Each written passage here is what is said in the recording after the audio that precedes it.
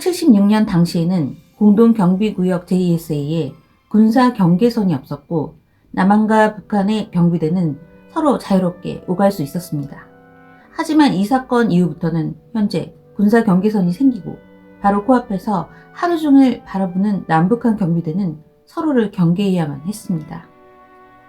1976년 8월 21일 파주 비무장지대에 경비대 옷을 입은 군인들이 가득 찬 트럭이 들어오고 있었는데 경비대 군복으로 위장한 군인은 바로 대한민국 특전사로 눈에는 살기가 가득했습니다.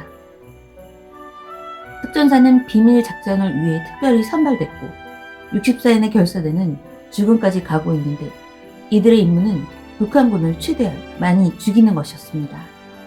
하늘에는 미국에서 준비한 전투헬기 65대와 F4 팬텀 전투기, 죽음의 신이라고 불리는 F111 폭격기가 깔리고 폭탄 31톤, 그리고 해상에는 항공모함 미드웨이호와 지상군까지 출동하며 6.25 전쟁 이후 24년 만에 한반도에는 전쟁의 그림자가 지게 됐습니다.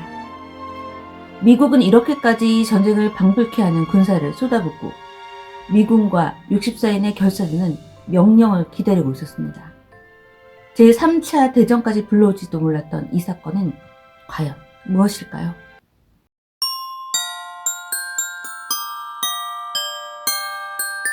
안녕하세요. 미스터리한 사건과 사고를 전하는 크리스비 사건부입니다. 당시 사건 현장에 있었던 배상병은 북한 경비병이 사진을 찍어주고 라이터도 선물로 주고 친구로 지냈는데 열흘 만에 북한군이기 때문에 죽여야 하는 사건이 벌어졌습니다.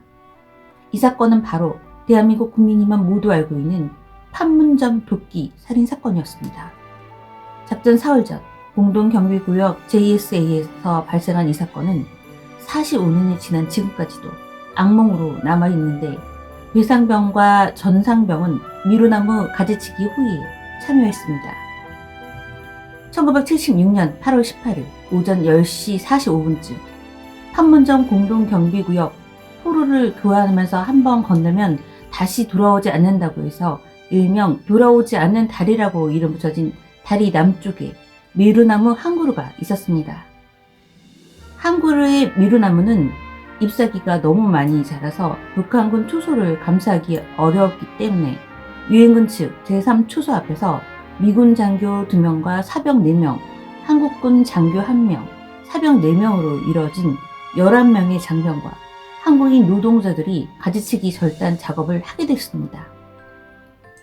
배상병과 전상병은 미군이 안전하게 가지치기를 할 수 있게 방어를 하는 것이었고 남과 북 사이에 있는 나무는 가장 위험한 가지치기를 하게 된 것입니다. 한창 작업이 진행되던 중에 북한군 장교 2명과 수십 명의 사병이 나타나서 가지치기 작업을 중단할 것을 요구했습니다. 북한 장교 중 한 명은 박철이라는 중이었고 그의 이름은 불도그였습니다.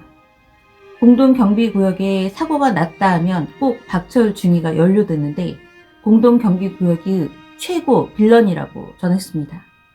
배상병은 자신과 사진을 찍고 친분을 나눴던 북한군과 눈이 마주쳤는데 피하라는 눈치를 줬습니다. 그때 박철 북한 중위는 자신의 소매에 차고 있던 손목시계를 넣고 팔을 걷어붙이고 야! 죽여! 라고 외쳤습니다.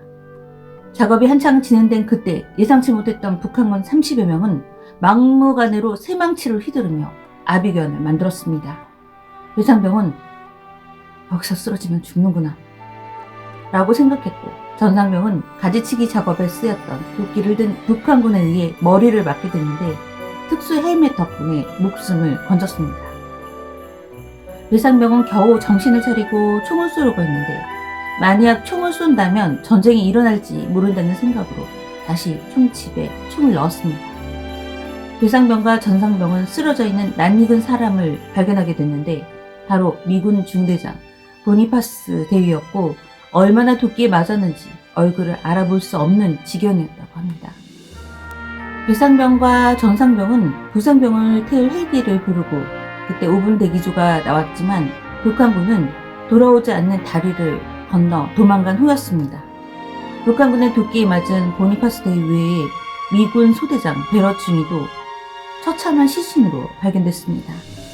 보니파스 대위 역시 응급실에 실려갔지만 곧 죽음을 맞이했고 한국에 근무를 마치고 이틀 뒤에 미국으로 돌아가기로 했는데 가지치기가 마지막 임무였다고 전했습니다. 건국 이래 최대 위기로 꼽히는 북한군의 무차별 공격의 이유가 무엇일까요? 다음날 북한에서는 판문점 도끼 만행 사건에 대해 도끼를 가져온 사람은 자신들이 아니고 미군이었다고 하면서 정당 방위였다고 주장했습니다. 당시 집권했던 김일성은 전쟁 준비 명령을 내렸고 한국 정부에 있는 박정희 대통령은 미친 개한테는 몽둥이가 필요하다 라고 말했고 분노한 시민들이 거리로 쏟아져 나와서 북괴 규탄 걸기대회를 했습니다. 미국은 미군 장교 2명의 죽음으로 북한군을 향해 조치를 해야 했는데 그것은 폴 버니언 작전이었습니다. 폴 버니언 작전이란 도끼 만행 사건의 발단이 된 미루나무를 자르는 것이었습니다. 결국 미국이 내린 작전명은 나무 한 그루만 베어라는 작전이었지만 폴 버니언 작전 뒤에는 미국이 20년이 지난 후에야 공개한 비밀이 있었습니다.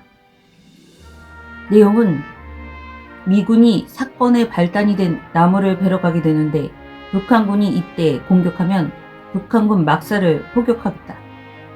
그때 북한에서 대항하면 바로 북으로 밀고 올라가겠다. 북한이 반격하면 전면전을 하겠다. 라는 경고의 내용이었습니다. 당시 분위기는 전쟁이 발생한 확률이 50대 50이었고 1시간 후면 수천 명, 수만 명의 병사가 싸우게 되고 2차 대전 이후 처음으로 핵무기를 쓰게 될 거다라는 내용도 덧붙여 있었습니다.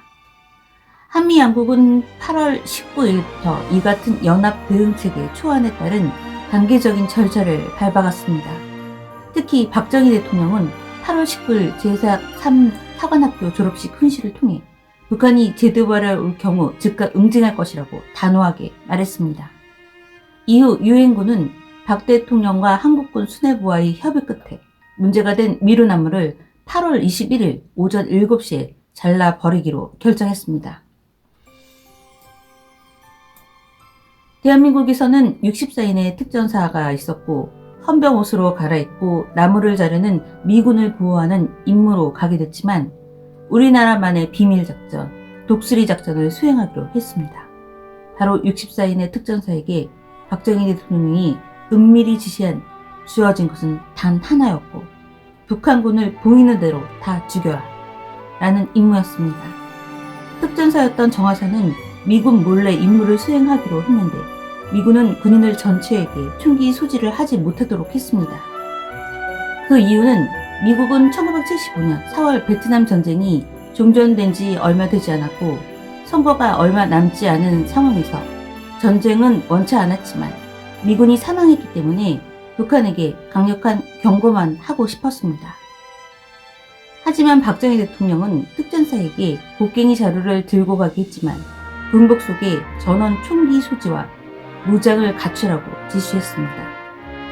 벌목 현장에 도착한 미군과 특전사는 트럭에 탄 북한군 150명이 총을 들고 돌아오지 않는 다리를 건너는 모습을 보게 되자 긴장을 했지만 거리를 유지하고 가까이 오지 않는 북한군을 보게 됐습니다. 미군은 만일 이 과정에서 북한군이 대응해 올 경우 개성과 연백 평야까지 국지전 계획을 세워놓고 있었기 때문에 북한군은 쉽게 총을 들지 못하고 미루나무 절단 작전은 그대로 완료됐습니다. 미루나무가 쓰러지고 64인의 결사대는 독수리 작전을 임무를 하기 위해 움직이기 시작했습니다. 북한 초소문을 박차고 들어가서 다 죽여! 라고 외쳤지만 막사에는 아무도 없었습니다. 결사대는 그대로 갈 수 없어서 초소에 오지 않는 북한군 대신에 북한군 시설물과 초소를 때려 부수게 됐습니다. 8월 21일 군사정전위에서 북한 김일성 측의 메시지를 판문점 도끼 만행 사건에 대해 북한 인민군 최고사령관이 유엔군 사령관에게 구두 전달하면서 마무리가 됐습니다. 구두 전달 메시지는 판문점 공동경비구역 내에서 사건이 발생한 데 대해 유감스럽게 생각한다 이러한 사건들이 또다시 재발하지 않도록 쌍방이 노력하자 라는 내용이었습니다. 북한은 도끼 만능 사건에 대해 자신들이 했다고 자백하거나 사과를 하지 않고 쌍방에서 노력해야 할 사건이라고 한 것입니다. 그날 이후 공동경비구역에는 군사 분계선이 생기게 되고 더욱 북한은 가깝고도 먼 곳이 됐습니다. 여러분의 생각이 궁금합니다. 저는 크리스비 사건부였습니다. 시청해 주셔서 감사합니다.